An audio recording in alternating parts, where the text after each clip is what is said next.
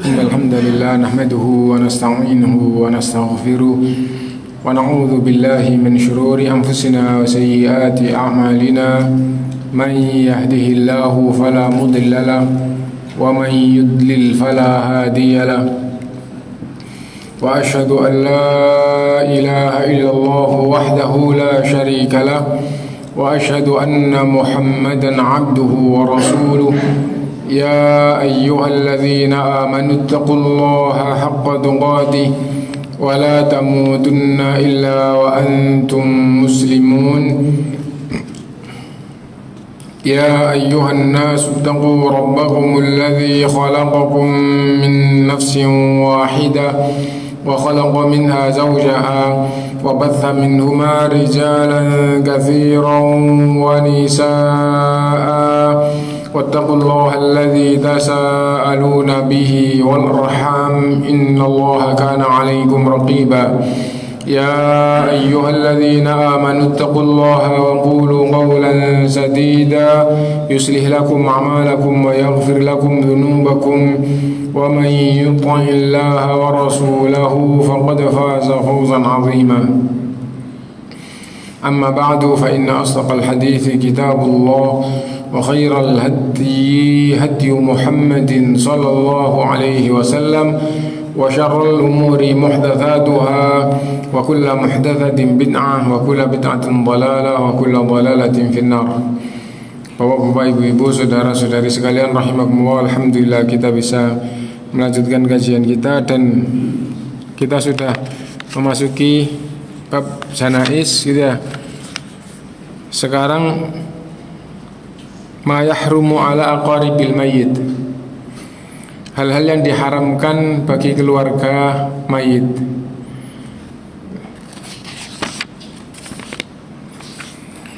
Yang pertama an-niyaha. Niyaha artinya meratap.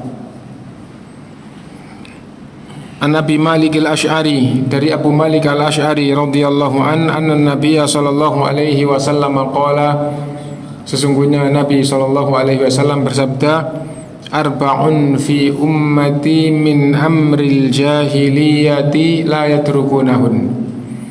Ada 4 perkara pada umatku, 4 perkara itu perkara jahiliyah, tidak bisa ditinggalkan oleh umat ini.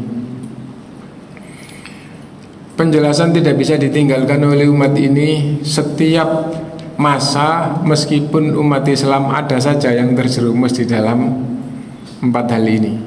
Mungkin di sini tidak ada nomor 1, ada di sana. Di sana nomor 1 ada, nomor 2, 3, 4 nggak ada, di tempat lain nomor 2 ada, dan seterusnya gitu ya. Nah, intinya bahwa 4 perkara ini perkara jahiliyah dan ada saja orang Islam yang terjerumus. Tidak bisa bersih total gitu, tidak bisa gitu ya.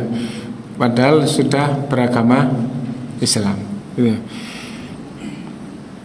Yang pertama al-fakhru bil ahsabi, bangga karena keturunan.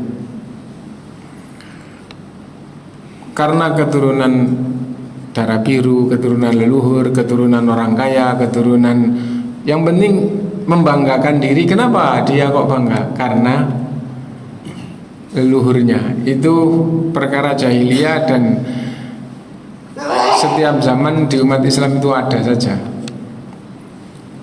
Mungkin di sini tidak ada, di tempat lain ada gitu ya. Nah, yang kedua watta'nu fil ansabi. Yang kedua ini mirip ya, tapi ada bedanya. Yang kedua itu mencela orang karena keturunannya. Lah, apa nggak sama? Nah, bisa jadi yang pertama itu orangnya tidak gampang mencela orang.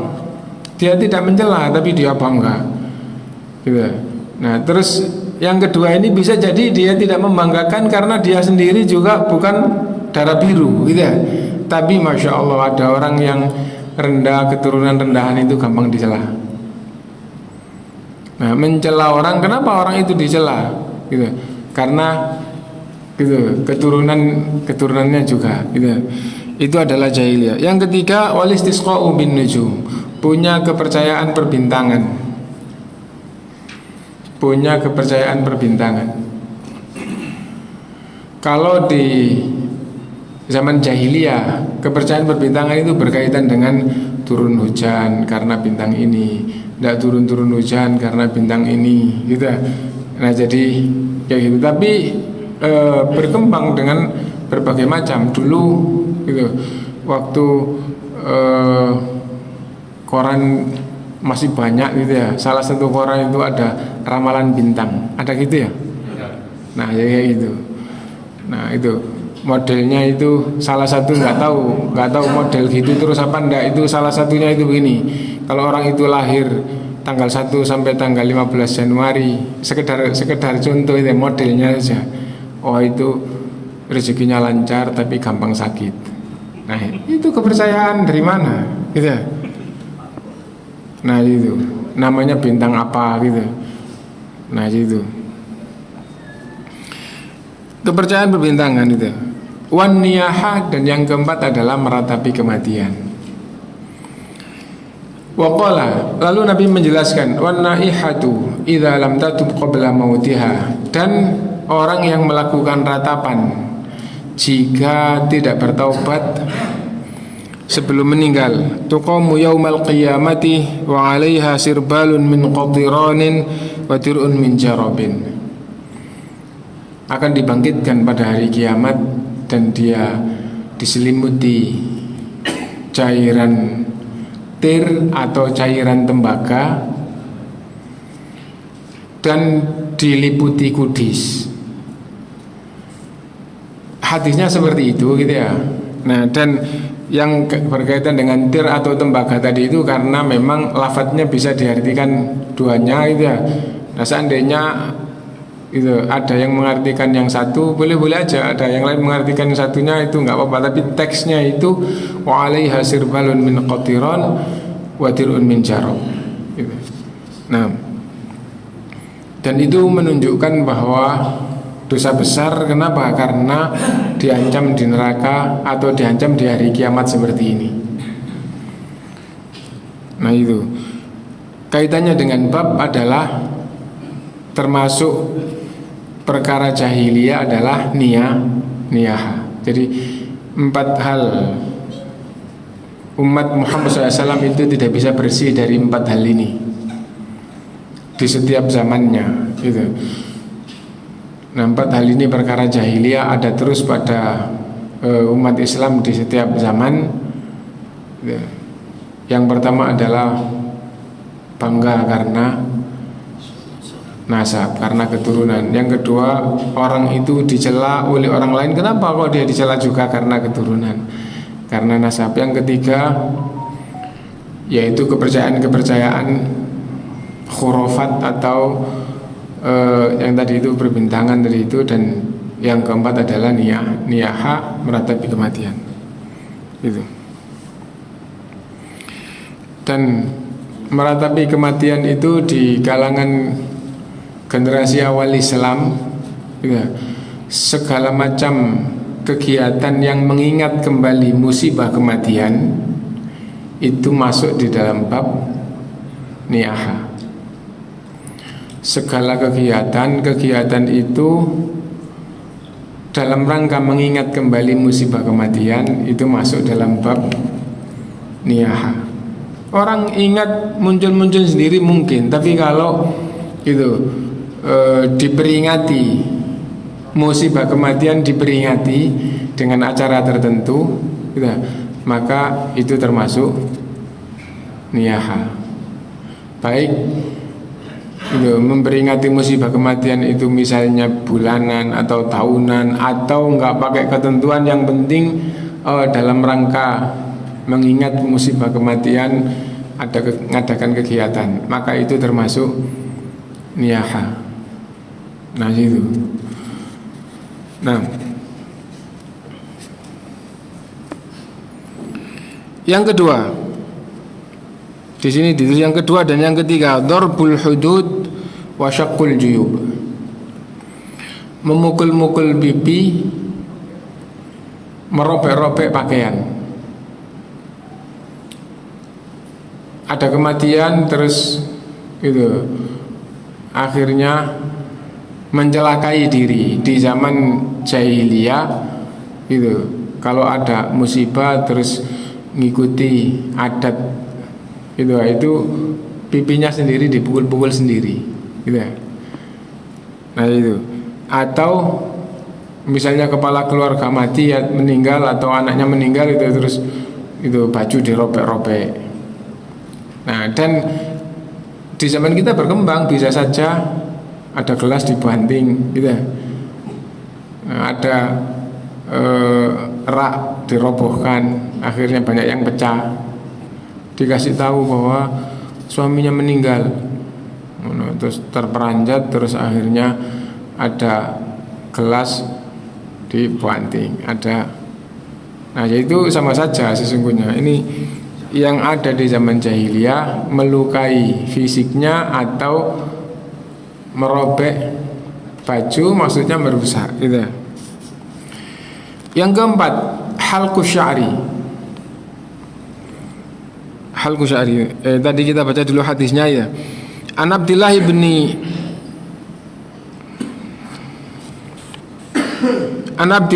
radhiyallahu anhu qala Nabi sallallahu alaihi wasallam. Abdullah yang masyhur di kalangan sahabat besar yang meriwayatkan hadis itu ada 3. Abdullah bin Mas'ud, Abdullah bin Abbas, dan Abdullah bin Umar. Nah, ini nggak disebutkan itu ya. Abdullah gitu saja. Kalau Abdullah bin Mas'ud, sahabat Ibnu Mas'ud, itu namanya adalah Abdullah bin Mas'ud. Kalau Abdullah bin Abbas, sepupu Rasulullah SAW yang didoakan oleh Rasulullah sejak lahir dan akhirnya jadi penafsir utama dari kalangan sahabat. Dan Abdullah bin Umar anaknya Khalifah Umar radhiyallahu anhu. Nah, An Abdillah qala Nabi sallallahu alaihi wasallam laisa minna man latamal hudud wa syaqqal juyub wa da'a bi da'wal jahiliyah.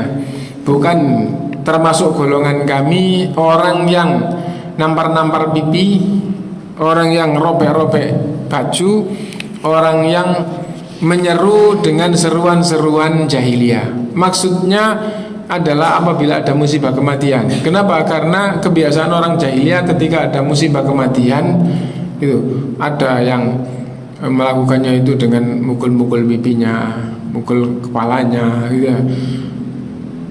Nah, jadi itu sebagai wallah alam mungkin bela sungkawa, tapi bela sungkawanya itu adalah dengan cara kayak gitu. Nah, ada yang merobek bajunya, ada yang dengan menyerukan seruan-seruan jahiliyah. Dikatakan oleh Rasulullah laisa minna, itu bukan golongan kami. Yang keempat, halqu sya'ri, gundul. Ngapain gundul? Ya, karena bapak meninggal maka saya gundul. Nah, misalnya gitu ya. Nah, itu juga tidak boleh. An Abi Burda ibn Abi Musa radhiyallahu an, dari Abi Burda ibn Abi Musa radhiyallahu anhu qala waji'a Abu Musa waja'an fa khusyiya alaihi. Abu Musa sakit cukup parah lalu pingsan. Wa ra'suhu fi hijri imra'atin min ahlihi, dan kepalanya ada di pangkuan salah satu istrinya. Fasahat imra'atun min ahli, lalu salah satu keluarganya teriak. Falam yastati an yarudda 'alaiha syai'an, dia tahu tapi tidak bisa bantah apa-apa. Jadi dia sakit, tidak, terus sakitnya parah dan kadang pingsan. Nah, terus ketika keadaannya kayak gitu ada yang teriak gitu. Falamma afaqa qala, tatkala ia sadar dari pingsannya, ia berkata, ana bari'um mimman bari'a minhu Rasulullah sallallahu alaihi wasallam. Saya berlepas diri dari apapun yang Rasulullah SAW berlepas diri darinya. Fa inna Rasulullah sallallahu alaihi wasallam bari'a minas saliqati wal haliqati wasyaqah. Sesungguhnya Rasulullah sallallahu alaihi wasallam berlepas diri dari orang yang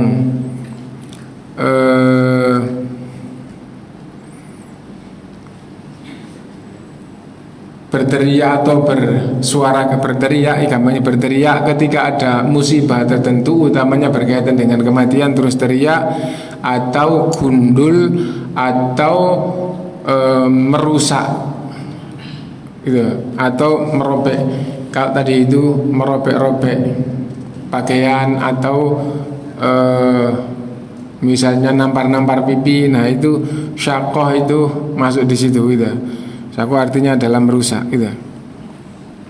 Saya berlepas diri dari orang yang apabila diuji ada musibah terus melakukan hal-hal seperti itu gitu.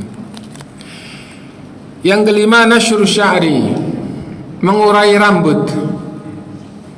Maksudnya apa? Wanita itu apabila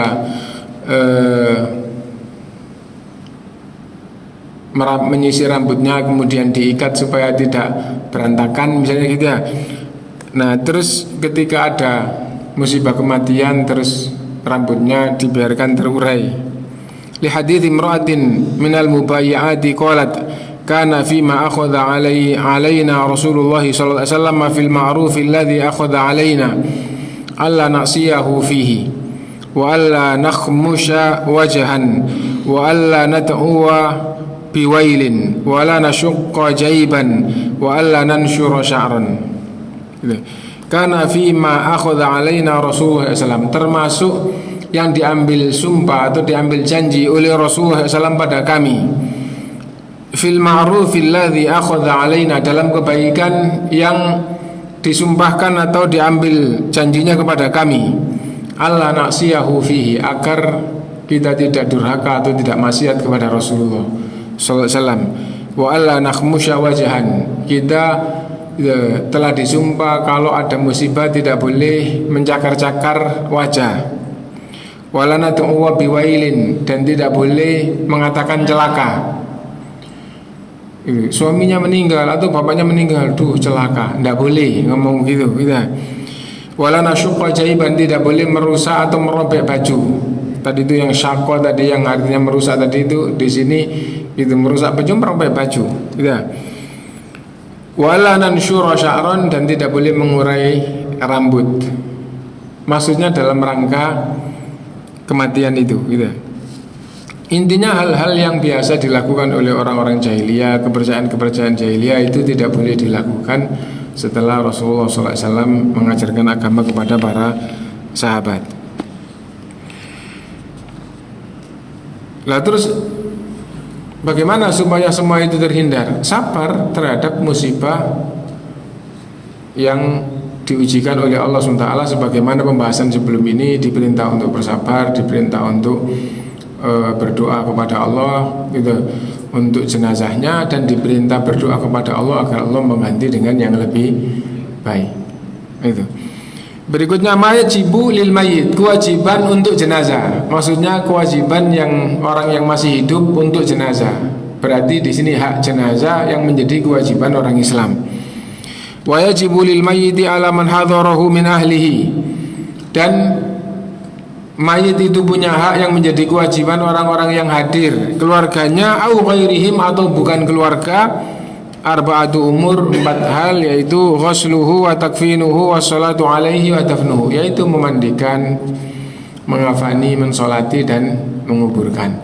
Ini adalah hak mayit yang menjadi kewajiban umat Islam. Alhamdulillah di seluruh dunia jalan, hanya saja itu kalau mempelajari sunnah-sunnah Rasul, akhirnya yang dilakukan itu sesuai tuntunan. Nah ini kita baca,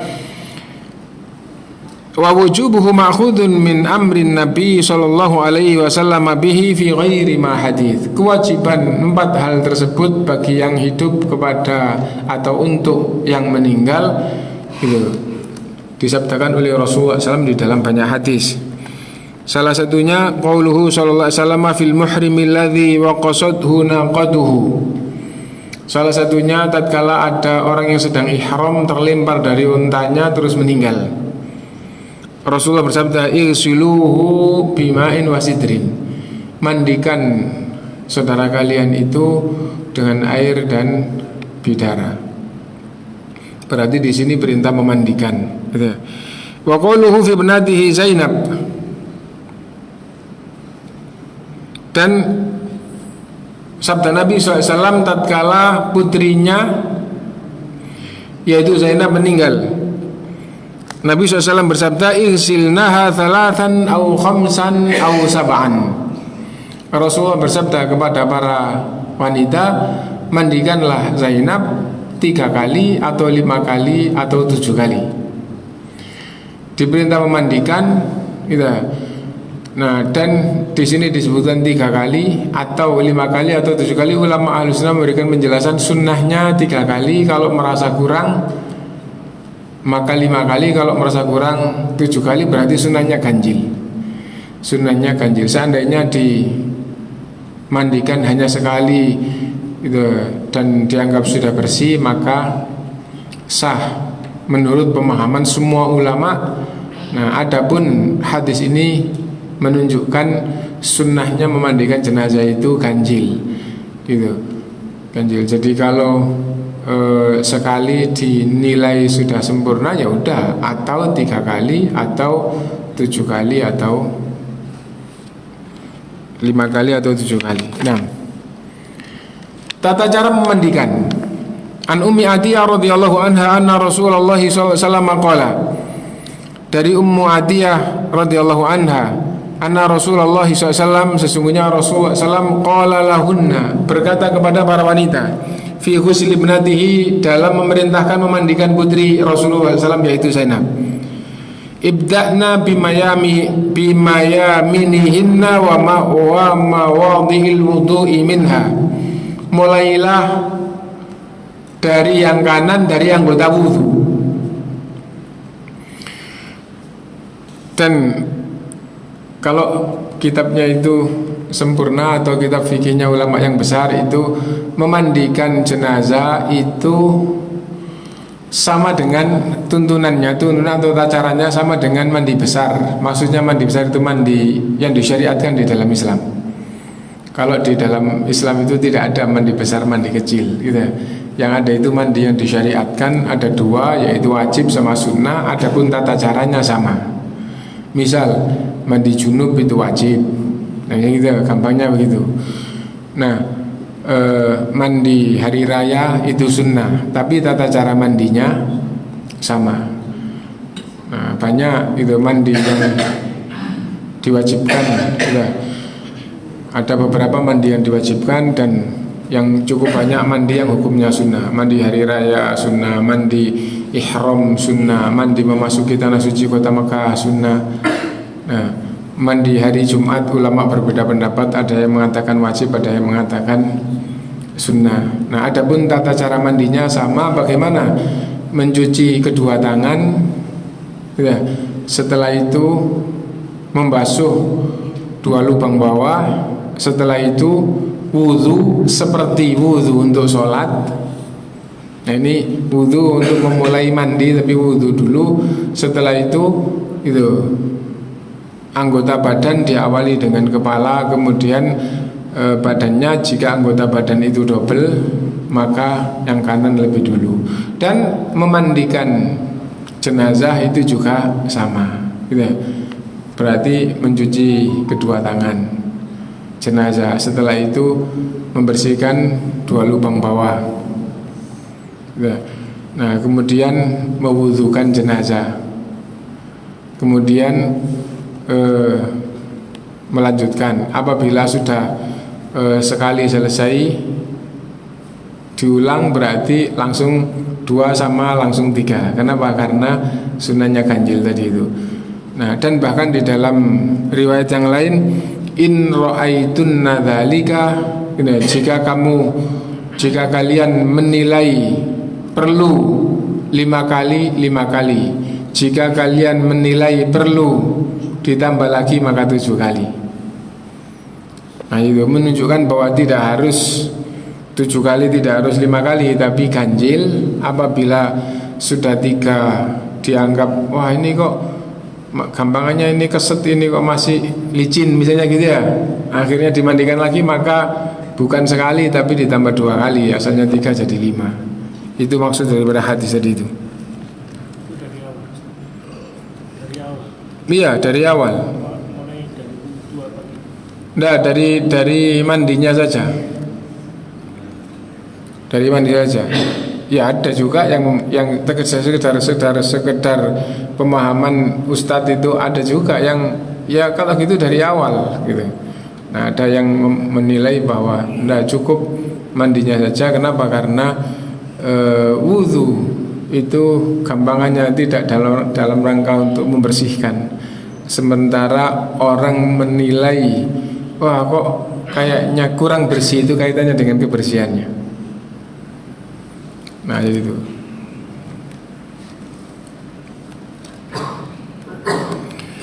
Wa anha qalat dakhala alaina an-nabiy sallallahu alaihi wasallam.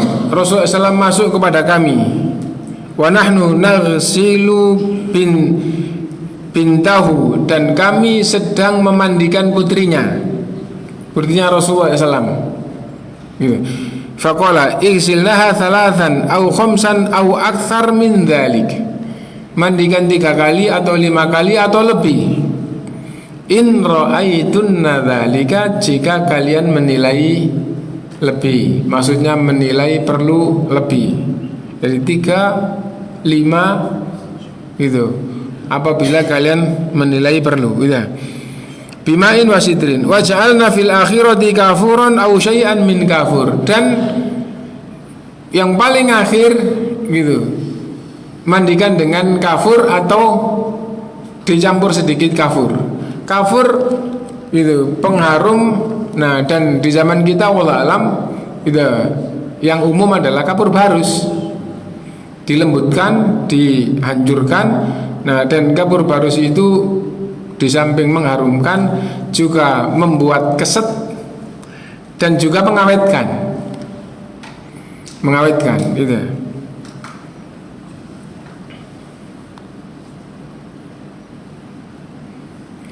Fa'idha faragtunna fa'adhinnani, apabila sudah selesai maka panggillah saya. Falamma faragna adhannahu, setelah kita selesai memandikan sesuai dengan petunjuk Rasulullah SAW, maka kami panggil Rasulullah SAW. Fa'alqa ilaina haqwatan faqala ash'irnaha iyahu. Nah, lalu Rasulullah SAW melemparkan, maksudnya memberikan nah kain gitu.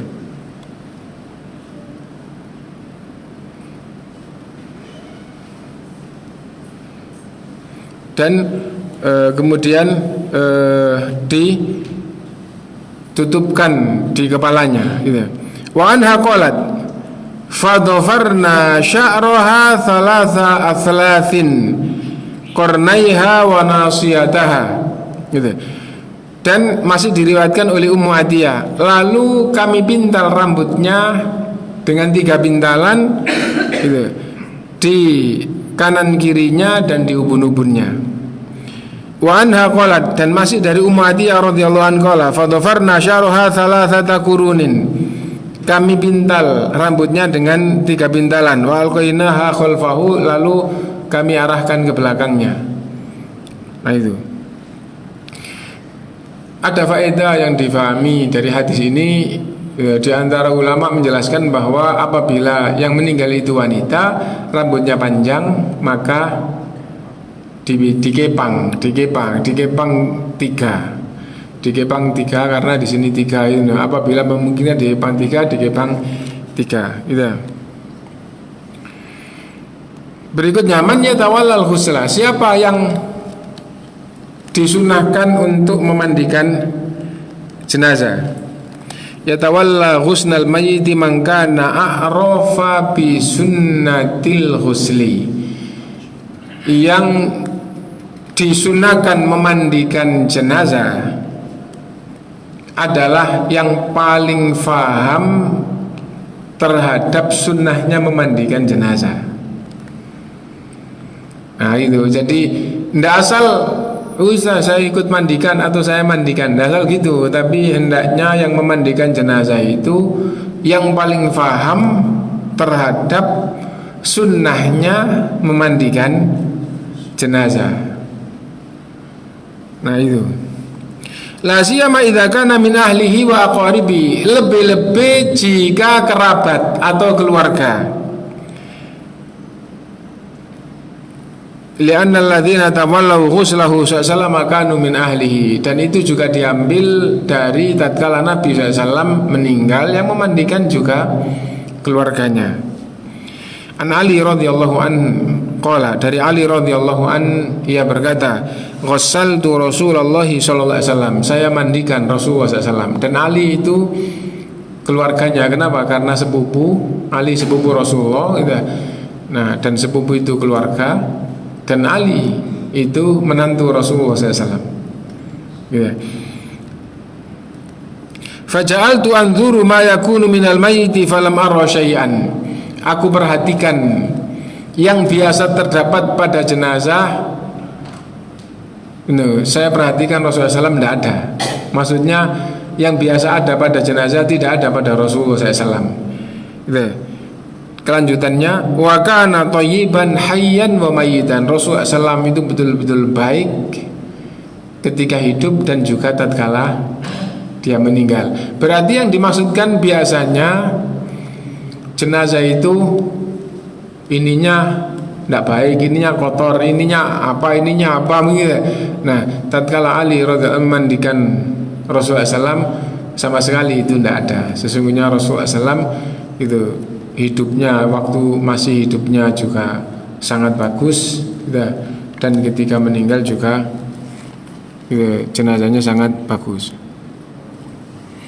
Wajibu, dan wajib ayyatawalla ghusla dzakari ar-rijal, yang memandikan jenazah laki-laki adalah para lelaki, wal untha an-nisa, dan jenazah wanita wajib yang memandikan adalah wanita. Wa yustathna min dzalika zaujan, kecuali apabila suami istri.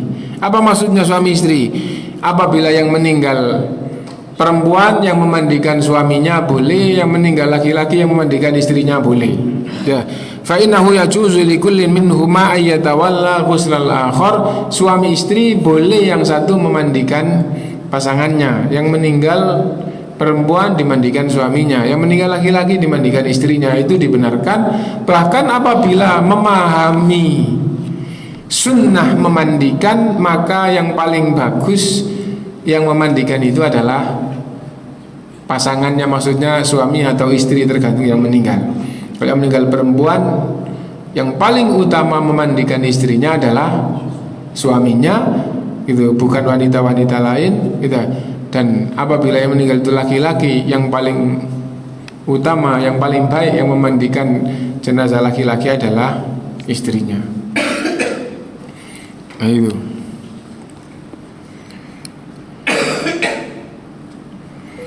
Dan ada hikmah, dan hikmah berkaitan dengan ini itu juga gitu, penting untuk dipahami. Apa hikmahnya? Karena gitu, tidak boleh gitu, meskipun yang memandikan jenazah laki-laki, maksudnya yang memandikan jenazah laki-laki adalah orang-orang laki-laki, tidak boleh melihat auratnya.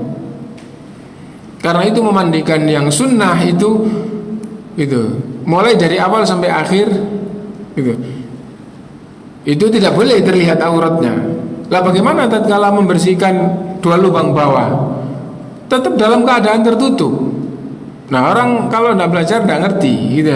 Jadi misalnya pakaiannya itu celana, membuka celananya sebelum dibuka itu ditutup dengan sarung atau dengan kain lebar. Nah, terus dibuka tanpa melihat auratnya. Kemudian membasuh atau membersihkan tangannya sampai pergelangan, kemudian membersihkan dua lubang bawah. Nah, dan bahkan petunjuk ulama yang tidak tahu diawali dari kapan gitu. Nah, itu tapi ulama-ulama itu memberikan petunjuk, maksudnya tidak tahu permulaannya, itu tidak ada di dalam hadis, tidak ada penjelasan di sahabat, tabi'in sampai Imam Abu Hanifah, Imam Malik, Imam Syafi'i, Muhammad, itu tidak ada. Tapi ini sudah dari ratusan tahun.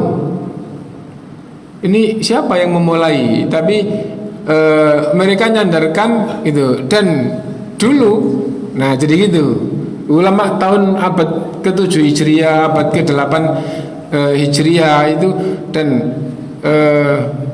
gampangannya syekh-syekhnya itu mengajarkannya seperti itu. Nah, bagaimana? Yaitu dengan berupaya mengeluarkan sisa kotoran yang gampang keluar. Itu dikeluarkan bagaimana caranya?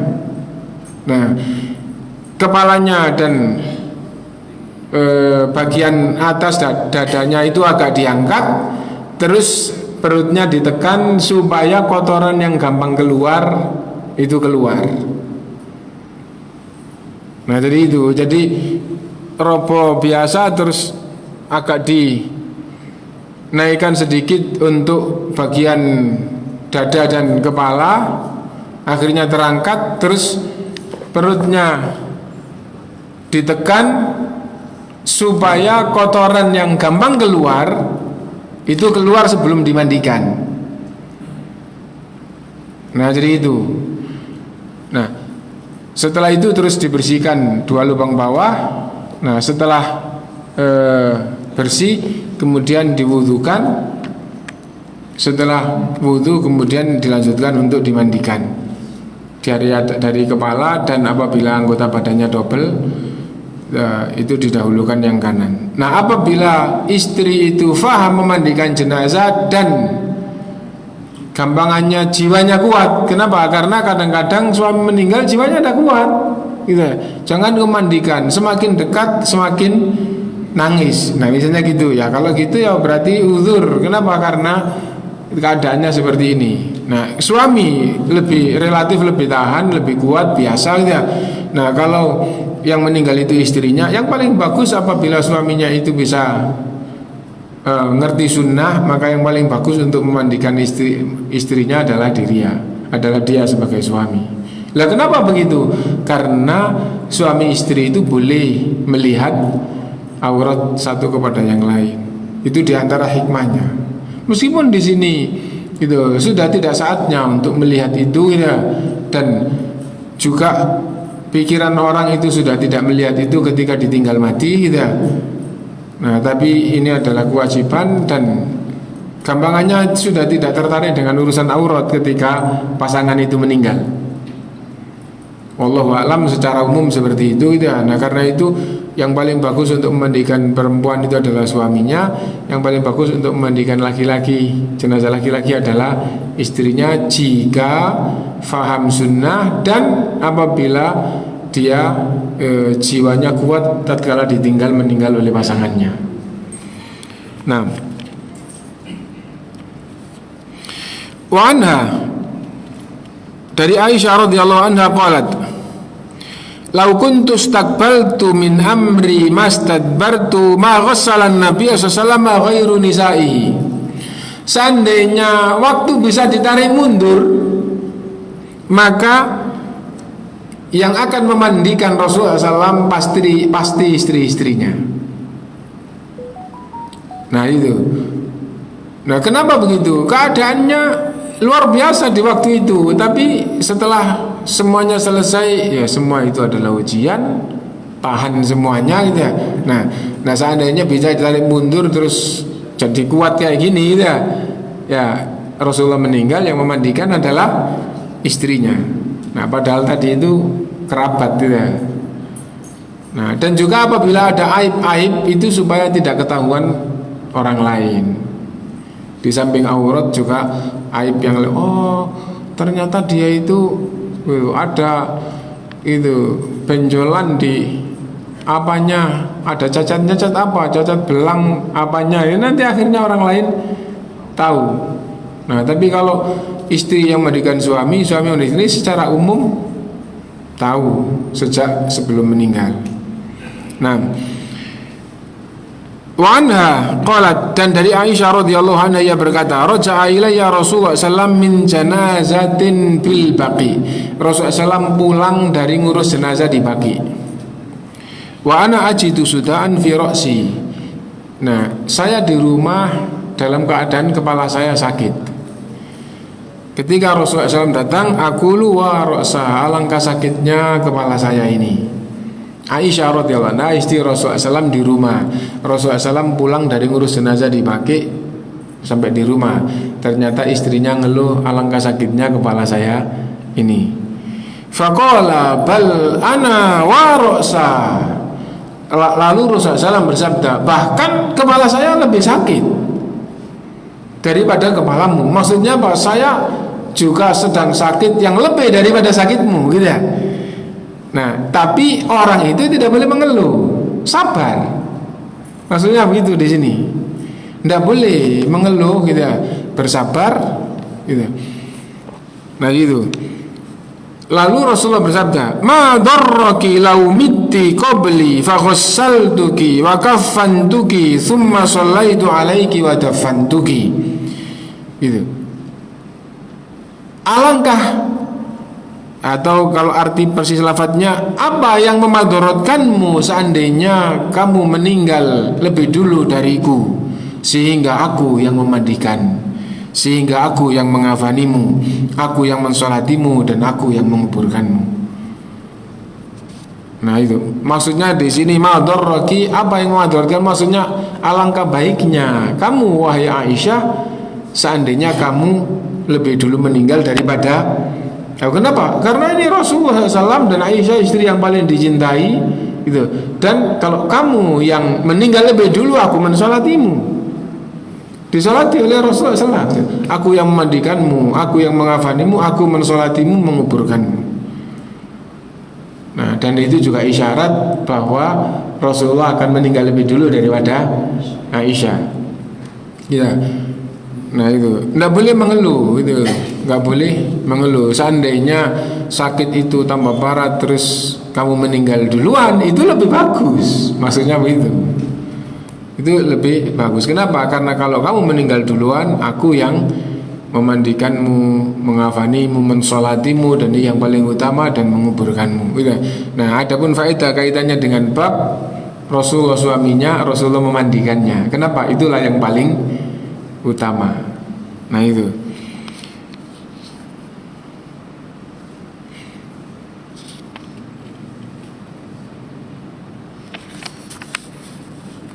Kalau ada yang mau ditanyakan dulu, mohon dipersilakan.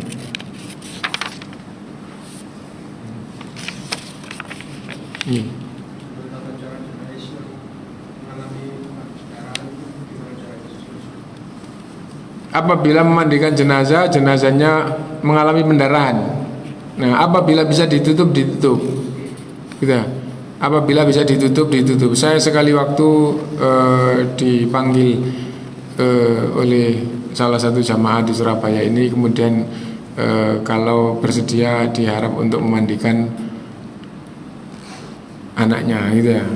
Nah, ketika saya buka, ternyata darahnya itu ngalir tidak bisa berhenti. Nah itu. Nah terus akhirnya minta kapas untuk nutup, gitu ya. Buat apa? Gitu. Ada darahnya yang ngalir, gitu, tidak bisa berhenti. Akhirnya gitu. Saya nggak ingat dari mana saja. Kalau nggak salah satunya adalah dari hidungnya. Gitu. Dari hidungnya terus ditutup, gitu. Dan asalnya cukup deras, gitu ya. Jadi ditutup sebentar gitu, terus akhirnya kapasnya basah semuanya, gitu. Nah akhirnya kita lap, terus ditutup, terus diisolasi. Nah terus setelah itu mau selesai diganti dengan yang baru. Nah jadi itu. Jadi intinya apabila darahnya padahal sudah meninggal tapi darahnya masih jalan terus, gitu ya. Nah kalau kayak gitu maka ditutup, gitu, ditutup. Nah, nih,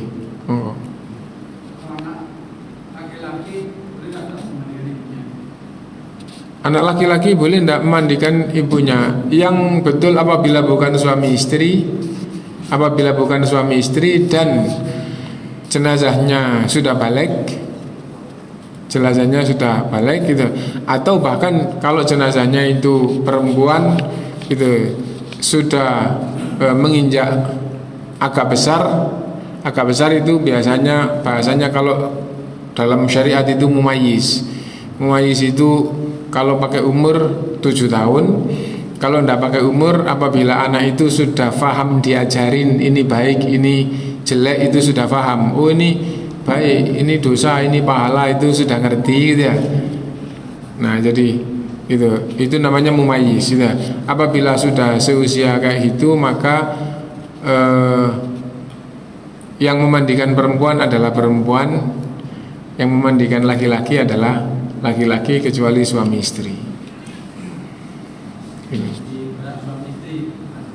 Gimana? Maksudnya tidak boleh. Selain itu harus satu jenis ya. Selain suami istri harus yang sejenis. Karena itu ibu dimandikan anaknya gitu. Ya namanya ibu ya sudah dewasa ya, terus dimandikan anaknya, otomatis anak yang memandikan kan juga sudah dewasa. Tidak mungkin anak kecil memandikan jenazah kan gitu ya. Nah jadi itu tidak benar. Nah itu kemudian memandikan terus dengan dipangku, tidak ada tuntunannya di dalam Islam memandikan dengan dipangku gitu.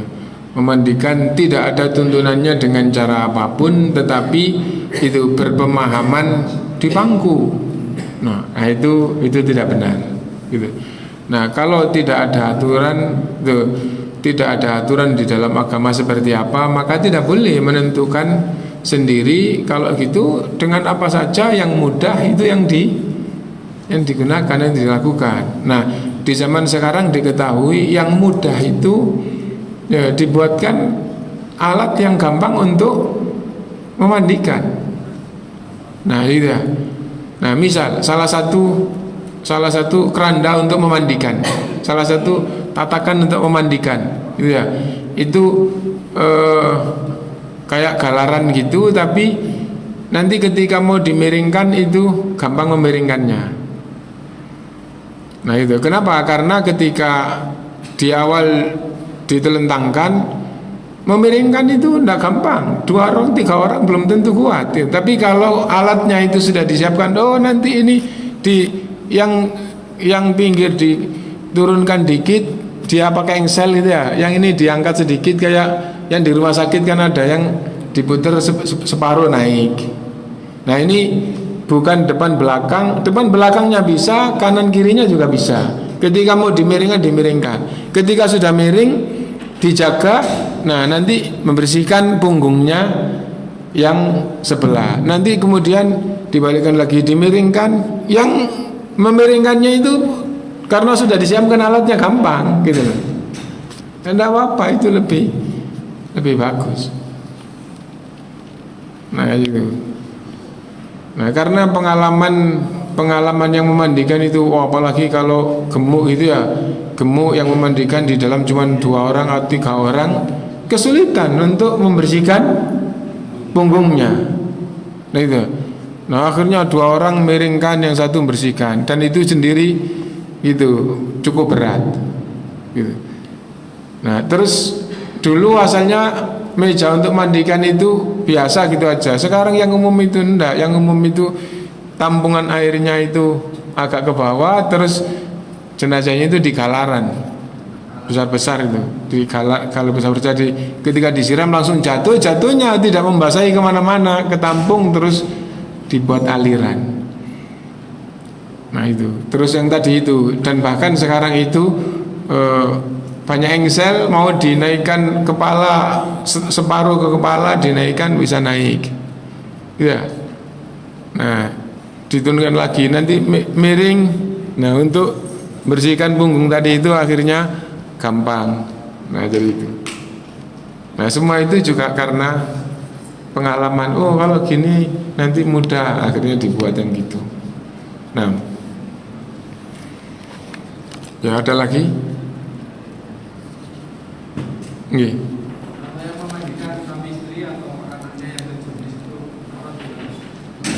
Apabila suami memandikan istrinya atau istri memandikan suaminya yang meninggal, sesungguhnya meskipun sudah meninggal itu masih suami istri. Gitu. Hanya saja gitu yang berkaitan dengan keinginan laki kepada perempuan itu sudah tidak dibenarkan. Nah, adapun dia dengan istrinya itu masih suami istri, kewajiban yang berkaitan dengan kewajiban masih ada, istri masih punya hak untuk dinafkahi dari harta suami. Nah itu ya, karena itu boleh gitu ya. Gitu. Kalau yang memandikan wanita itu adalah suaminya, ya udah diserahkan dia tahu sunnah memandikan, terus dimandikan, ditutup apa enggak apa-apa gitu. Nah jadi gitu. Nah ada lagi yang lain. Kenapa? Karena tidak boleh melihat aurat meskipun itu orang itu sudah meninggal, tidak boleh aurat dibuka. Aurat itu apabila suami istri gitu, di tempat yang tidak ada orang lain itu boleh yang satu melihat yang lain gitu. Nah karena itu ketika memandikan seperti itu tidak apa-apa. Wallahu a'lam. Ya, yang lain mungkin kita cukupkan dulu. Subhanakallahumma bihamdika asyhadu an la ilaha illa anta astaghfiruka wa atubu ilaik. Walhamdulillahirabbil alamin. Wassalamualaikum warahmatullahi wabarakatuh. Belum bisa.